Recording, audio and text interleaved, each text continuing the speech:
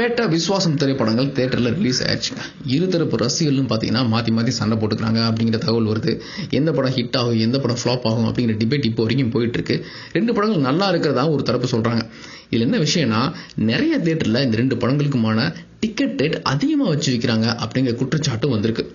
இது விஷயமா நேற்று அமைச்சர் கடம்பூர் ராஜு பார்த்தீங்கன்னா ஒரு பேட்டியில சொல்லியிருந்தார். அந்த பேட்டியில அமைச்சர் கடம்பூர் ராஜு என்ன சொல்லியிருந்தாருன்னா, முதல் தடவை தப்பு பண்ணாங்கன்னா 50,000 ஃபைன், 2வது தடவையும் தப்பு பண்ணாங்கன்னா 1 லட்ச ரூபா ஃபைன், 3வது தடவை தப்பு பண்ணாங்கன்னா தியேட்டர் உரிமம் ரத்து செய்யப்படும் அப்படின்னு சொல்லியிருந்தார். ஆனா இதையும் மீறி தமிழ்நாடு முழுக்க பார்த்தீங்கன்னா நிறைய தியேட்டர்கள்ல முதல் நாள் கட்டணம், இந்த ஸ்பெஷல் ஷோ சொல்லுவாங்களா, 5 மணி காட்சி 4 மணி காட்சி, இந்த மாதிரி காட்சிகளுக்கு 500 1000 சொல்லி டிக்கெட் கட்டணம் வச்சு வசூல் பண்ணியிருக்காங்க. ஒரு நாளைக்கு முன்னாடி கவர்மெண்ட் பார்த்தீங்கன்னா ஒரு ஆர்டர் போட்டாங்க. அது என்னன்னா, ஜனவரி 10 இருந்து ஜனவரி 20 வரைக்கும் ஒரு தியேட்டர்ல 5 காட்சிகள் ஓட்டலாம், அதாவது ஒரு காட்சி எக்ஸ்ட்ரா வச்சு ஓட்டலாம்.